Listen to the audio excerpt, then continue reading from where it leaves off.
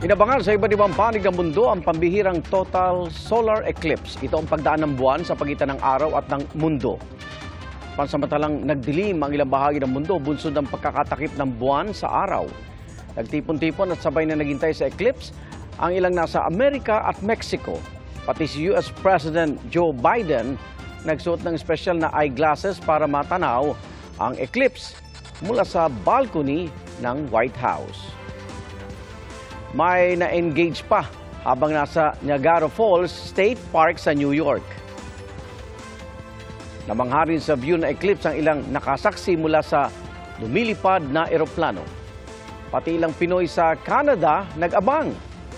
Ay sa pag-asa, hindi matanaw mula sa Pilipinas sa eclipse dahil bukod sa gabi na, hindi tayo kasama sa track o dinaanan ng eclipse.